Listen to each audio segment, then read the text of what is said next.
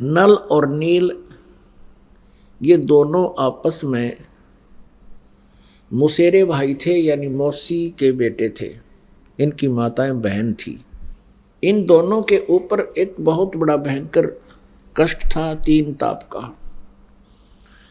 सभी ऋषि महर्षियों से इन्होंने याचनाएं की थी और देसी वैद्य जितने भी वैद्य थे आयुर्वेदिक, उनसे भी उन्होंने ट्रीटमेंट कराया, कोई राहत नहीं मिली। फिर ऋषि महर्षियों और झाड़ फूक करने वालों से सब जगह उन्होंने अपना इलाज करवाया, कोई राहत नहीं मिली। अब ऋषि महर्षियों ने, संतों ने ये बता दिया कि तुम्हारे ये प्रारब्ध में लिखा हुआ, तुम्हारे भाग्य में लिखा हुआ है, इसको कोई नहीं मिटा सकता। नल और नील तुम्हें आजीवन भोगना पड़ेगा। वो महादुखी थे। जिस व्यक्ति को ये पता लग जाए कि तेरा रोग लाइलाज है, असाध्य हो चुका है, तो उसकी स्थिति वो स्वयं ही जान सकता है। फिर भी आत्मा के अंदर एक विशेष कसक होती है, उसको परमात्मा का दिया हुआ एक विशेष ज्ञान होता है उसको, आत्मा को, कि परमात्मा हमारे सब दुखों को दूर कर सकता है। इसलिए इसको इतना जवाब मिलने के बाद भी ये प्रयत्नशील रहती है। इसी उद्देश्य से नल और नील कबीर परमेश्वर जी के सत्संग में चले गए।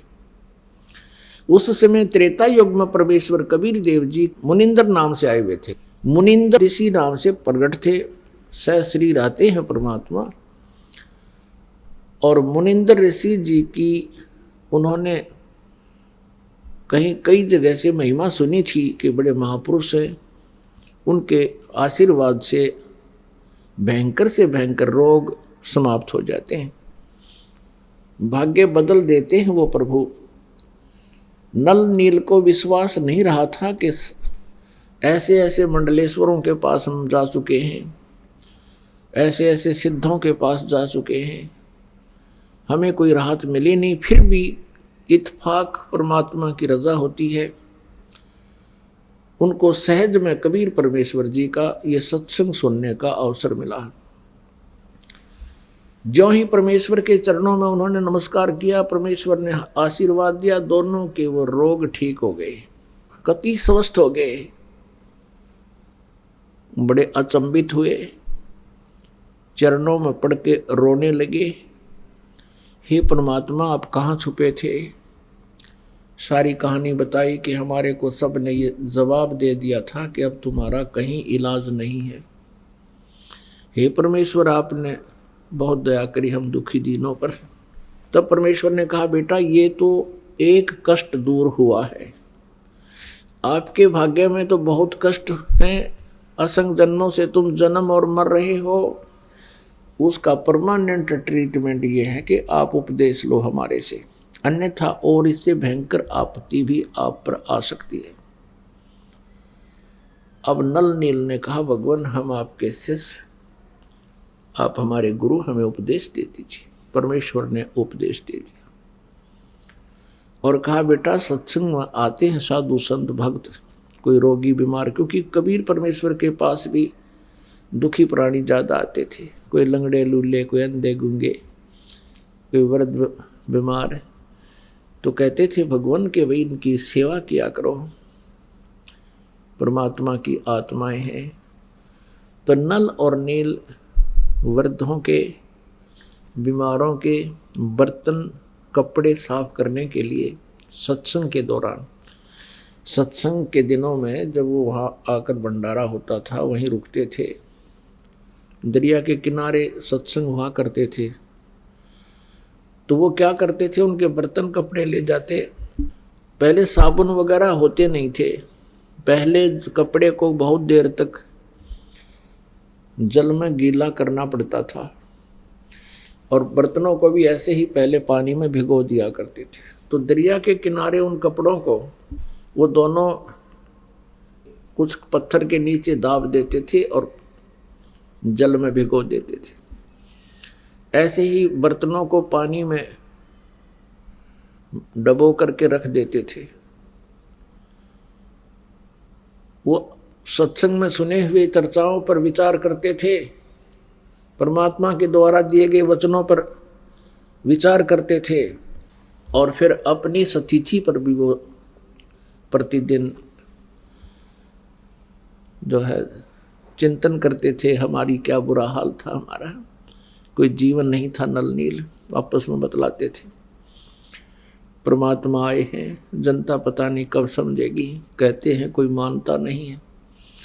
इस तरह की चर्चा वो किया करते थे। इतने में क्या होता कि कुछ तो कपड़े बह जाते पानी में जो वहाँ भिगो रखे थे, कोई बर्तन बह जाता था, उनको पता नहीं चलता। वो जितने भी शेष बचे होते उनको धो मांझ कर लाकर रख देते। किसी का कपड़ा नहीं, किसी का गिलास नहीं, किसी की थाली नहीं, क्योंकि सब अपने अपने बर्तन साथ लेकर जाते थे। तो वो कहने लगे, भाई हमारे बर्तन इतने लेकर गए थे, तुम वापस कम लाए हो, अब हम गरीब, हम कहाँ जाएं। कोई कहता हमारे वस्त्र ऐसे थे, आप वापस पूरे नहीं लाए हो। अब वो ये कहते कि हम तो जितने ले गए थे उतने ही लाए हैं। नल नील ये कहते थे कि जितने हम लेकर गए थे हम तो सभी ले आए, वहां कोई नहीं रहा है। जो जल में बह जाते थे उनका ज्ञान नहीं होता था। तो भक्तजन कहने लगे, भैया आप हमारी सेवा मत करो, हम तो परेशान हो गए, अब हफ्ता 5-4 दिन रुकने हैं, अब कहाँ से कपड़े लाएं, कहाँ से बर्तन लाएं हम। लेकिन वो हाथ जोड़कर कहते थे कि अब के हम बहुत सावधान होंगे, आप गुरुदेव को ना बताना, नहीं तो हमारी सेवा छीन ली जाएगी। और उनको ये डर था कि कहीं परमात्मा हमसे रुष्ट हो जाए और सेवा छीन ले तो हम कहीं फिर से उसी प्रकार कष्ट ना आ जाए हमारे पर, उसी तरह दुखी ना हो जाए। तो उन्होंने कुछ दिन फिर नहीं उनको बताया, तो फिर भी वो दुखी होकर आखिर में परमात्मा से उन्होंने अर्ज करनी ही पड़ी। परमेश्वर मुनिंदर जी के सामने कहा कि गुरुवर, ये नल नील की इरादा तो है अच्छा कि ये सेवा करें, लेकिन भगवान ये हमारे वस्त्र ले जाते हैं। वहाँ देखने वालों ने बताया कि ये वहाँ बैठ कर के परमात्मा की चर्चा करने लग जाते हैं, कपड़े और बर्तन दरिया में बह जाते हैं। हमारी इतनी अर्ज है, इनसे प्रार्थना, इनसे आदेश दे दो, ये हमारे वस्त्र और कपड़े ना ले जाओ, हम अपने आप कर लेंगे जैसा हमसे बनेगा। इनका इरादा गलत नहीं प्रभु, ये ध्यान मस्त हो जाते हैं, आपके वचनों को सुन सुनकर गदगद होते हैं, कभी रोते हैं, कभी हंसते हैं। जब नल और नील को ये पता चला कि आज तुम्हारी शिकायत हो गई है और गुरुदेव कहीं तुम्हारी सेवा ना छीन ले और नाराज ना हो जाए, हाथ जोड़कर खड़े हो गए। कहने लगे, प्रभु अवश्य हमसे भूल बनी होगी, लेकिन हमारा इरादा ठीक है प्रभु, हम चाहते हैं सेवा करें। और परमात्मा के चरणों में गिरकर रोने लगे कि हमारी सेवा ना छीनना परमेश्वर, हम बहुत ध्यान देंगे। वो शिकायत करता कहते, भगवान ये प्रत्येक बार ऐसा ही बोलते हैं और ये वहाँ जाकर के भूल जाते हैं, भगवान की चर्चा में ये ज़्यादा ही मस्त हो जाते हैं, इनके बस की बात नहीं। तब परमात्मा ने देखा और कहा कि बेटा तुम्हारी सेवा नहीं छीनते, खूब सेवा करो। आशीर्वाद दे दिया कि आज आपके हाथ से जल के अंदर कोई भी वस्तु नहीं डूबेगी, पत्थर भी क्यों ना हो। उस आशीर्वाद से, उसके बाद परमात्मा के आशीर्वाद से नल और नील के हाथों से छोड़ा गया पत्थर भी जल पर एज इट इज रुक जाता था, चाहे उसके ऊपर कोई खड़ा हो जाए। और तो कहना ही क्या, कपड़े थाली वो एज इट इज वहीं रहते थे जब तक वो स्वयं उठा नहीं लेते।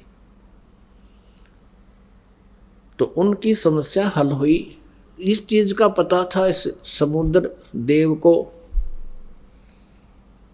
उसने आकर रामचंद्र जी से कहा कि आपकी सेना में नल और नील नाम के दो संत हैं, भक्त हैं, और उनके हाथों में ऐसी शक्ति है कि उनके द्वारा छोड़ा गया पत्थर मेरे ऊपर एज इट इज रुक जाएगा। अब नल और नील को बुलाया गया। अपने आत्माओं, ये जीव मार खाता है भक्ति के इस मार्ग में।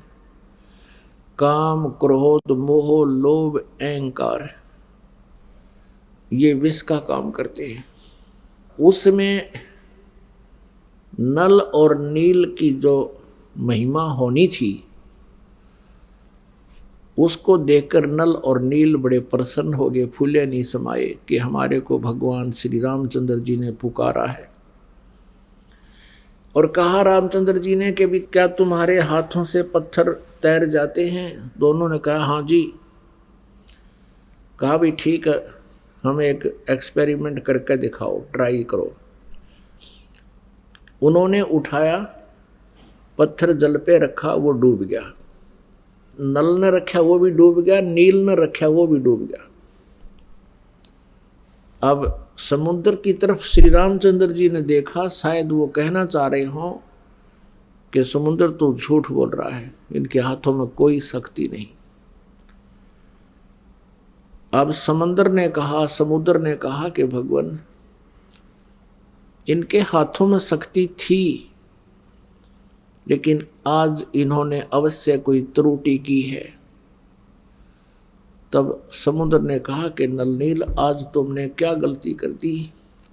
दोनों ही वो बहुत अचंभित थे कि आज क्या हो गया हमें। फिर उनको याद आया कि आज हमने अपने गुरुदेव को याद नहीं किया। अब यहां मार खाता ये प्राणी, उन्होंने ये सोच लिया कि यदि हम अपने गुरुदेव से अर्ज करेंगे तो रामचंद्र जी और ये सेनानियों सोचेंगी इनके पास शक्ति नहीं, ये कहीं और से मांग कर लाए। इस अभिमानवश उन्होंने अपने मालिक को याद नहीं किया, परमेश्वर को, और अपनी प्रभुता दिखानी चाहिए। वो उनके हाथों से वो पावर गई। अब समस्या ज्यों की तो तब नल और नील ने परमात्मा को याद किया, मुनिंदर जी को याद किया। गुरुदेव अक्षमा करो, हमसे कोई भूल बनी है, अक्षमा करो, हमसे कोई भूल बनी है। और श्री रामचंद्र जी पर तो दुख का पहाड़ टूटा हुआ था, उसने भी अर्ज की परम पिता से, परमेश्वर से। हम सभी आत्माएं उसी परमेश्वर की हैं। और पुण्यात्माओं कहते हैं, जहां जन की महिमा सुनो तहां मैं गवन करंत, तो मुझे पुकारते हैं। पिछले संस्कारी कोई हंस होते हैं, उनके लिए भी कहते हैं, मैं तुरंत वहां पहुंच जाता हूं। मुनिंदर रूप में परमेश्वर कबीर जी सामने आते हुए नजर आए। नल और नील का ध्यान उधर गया जिधर परमात्मा रहे थे, दृष्टि गई उधर, देखा कि गुरुदेव आगे, गुरुदेव आगे, वो आगे महाराज, वो आगे महाराज। सभी ने देखा एकटक सामने एक महापुरुष ऋषि आ रहे हैं। नल और नील ने दंडवत प्रणाम किया। श्री रामचंद्र जी ने भी चरण लिए। श्री रामचंद्र जी ने कहा कि भगवान, आज आपके शिष्यों से ये पत्थर नहीं तैरे, जल के ऊपर पत्थर नहीं तैरे। परमेश्वर ने कहा कि आज के बाद इनके हाथों से ये तैरेंगे भी नहीं, क्योंकि इनके अंदर अभिमान आ गया। ये भूल गए भगवान को, ये स्वयंभू बनना चाहते थे। आज के बाद इनके हाथों में कोई पावर नहीं रहेगी। अब परमात्मा याद दिलाते हैं कि जैसे माता गर्भ को रखे यतन बनाए, ठेस लगे तो क्षीण होवे तेरी ऐसे भक्ति नसाए। जैसे माता, गर्भवती माता पेट में बालक होता है, वो बहुत चिंतित रहती है। रात्रि के समय करवट लेते समय भी वो उधड़क जाती है कि कहीं मेरे बच्चे पर जोर तो नहीं आ गया, मेरा गर्भ नष्ट तो नहीं हो जाएगा। चलती है तब भी ऊंचे नीचे पर पैर रखकर बहुत ध्यान से चलती है, कहीं मेरा गर्भ ना खराब हो जाए। तो ऐसी सावधानी करने से माता अपने गर्भ को प्रफुल्लित करके एक लाल प्राप्त कर लेती है, बेटी या बेटा। तो यहां परमात्मा कहते हैं जैसे माता गर्भ को राखे यतन बनाए और ठेस लगे तो छिन्न होवे तेरी ऐसे भक्ति जावे। तो इस प्रकार आप जी ने अपनी भक्ति को बचा के रखना है।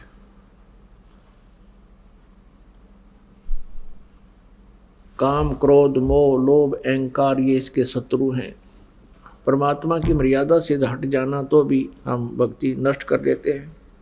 परमेश्वर कबीर जी से श्री रामचंद्र जी ने कहा कि भगवान ऐसे ऐसे कहानी सारी अपनी जो ना कहानी सुनाई कि मैं रामचंद्र हूँ दशरथ पुत्र और मुझे वनवास प्राप्त है। उस वनवास के कष्ट में एक और कष्ट हमें आ गया कि रावण, लंकापति रावण ने मेरी पत्नी उठा ली, उसको कैद कर रखा है। उसको हम छुड़वाने के लिए बहुत प्रयत्न कर चुके हैं। हमने बहुत शांति दूत भेजकर भी प्रार्थना की है पर वो मानता नहीं। और हमने सेना लेकर जाना है, ये पुल बनाना था इस समुद्र के ऊपर। प्रभु आप अपने शिष्यों को शक्ति दे सकते हो, मुझ पर भी कृपा करो, मेरा ये कार्य सिद्ध हो। तब परमेश्वर कबीर जी ने कहा कि मैं अभी इस पहाड़ के चारों तरफ, मुझे पता था तेरी आपत्ति का, इस पहाड़ के चारों तरफ अपनी सोटी से, एक पहाड़ था वहां से कम 4-5 किलोमीटर की दूरी पर, इस पहाड़ के चारों तरफ मैंने रेखा खींच दी है अपनी सोटी से, डंडे तक। इसके बीच बीच के पत्थर मैंने हल्के कर दिए हैं, फ्लोटिंग बना दिए, इनको आशीर्वाद दे दिए। और इस पहाड़ से जितना तुम बना सकते हो पुल बना लो। एक्सपेरिमेंट के लिए हनुमान जी को भेजा, वहां लाया, वहां से पहाड़ पत्थर उठा के उसको पटक दिया, वहां पर वो कई टुकड़े हो गया। उनको उठा करके फिर नल और नील में एक और कारीगरी थी, एक विशेषता थी, वो शिल्पकार भी थे। नल और नील ने उनको छोल कूट पीट के एक दूसरे में फंसाया था और वहां रखे गए, तब वो पत्थर तैरे थे, तब वो पुल बना था। अब हम सुना करते थे जैसे हनुमान जी क्या करते थे। हनुमान जी पत्थर वहां से, क्योंकि 4-5 किलोमीटर से उठा के लाना था और पुल के ऊपर भी आगे चल चल के डालना था, लंबाई बहुत बढ़ती चली गई थी। हनुमान जी क्या करते थे, पत्थर पर राम लिख लेते थे, राम,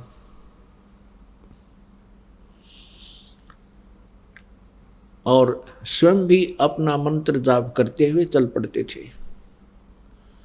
अपने आत्मा हनुमान जी श्री रामचंद्र जी को एज ए राम नहीं पूजा करते थे, क्योंकि जिस समय सुग्रीव को हनुमान जी मिले थे उस समय वो पहले ही राम राम जप रहा था। तो वो उनका एक नित्य नियम था। कबीर साहब कहते हैं आप राम कहे ओरा राम कवावे, और जिस मुख राम ना उचरे ता मुख फेर कवावे। जैसे हम बोलते हैं सत साहिब, तो सामने वाला भी कहेगा सत साहिब। सत साहिब का अर्थ होता है अविनाशी परमात्मा।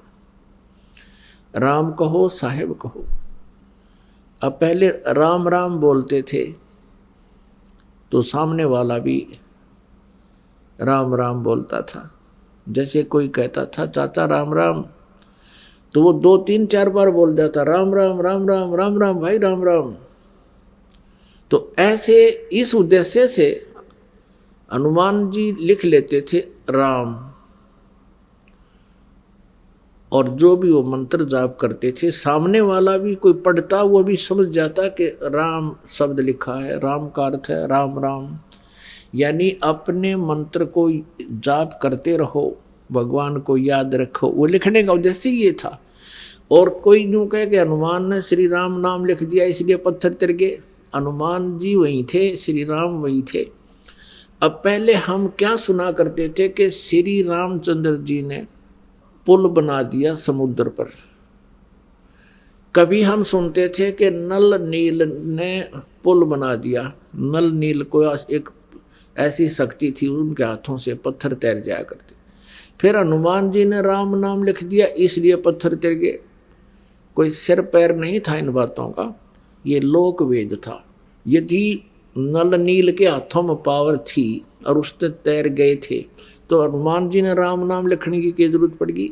फिर श्री रामचंद्र जी का क्या सहयोग रहा उसमें, पुल के बनाने में कौन सा आशीर्वाद रह गया उनका, जो वो तो आप याचना कर रहे थे समुद्र से। तो पुण्यात्माओं कहते हैं जगत का पेखना पेख्या धनी का नाम ना लेखा। जगत का पेखना पेख्या धनी का नाम न लेखा। कि धनी माने उस समर्थ भगवान का तो कित जिक्र भी नहीं। जगत का पेखना पेख्या के उसने न्यू कर दिया। हनुमान ने राम नाम लिख दिया, पत्थर तिर गए। नल नील के हाथ में शक्ति थी, पत्थर तिर गए। रामचंद्र जी ने पत्थर तिरा दिए। कहते हैं जगत का पेखना पेखा, एक दूसरे को तुम करे उसने ऐसे कर दिया। जिसने ये किया उसका जिक्र भी नहीं। धनी का कि नाम ना लेखा।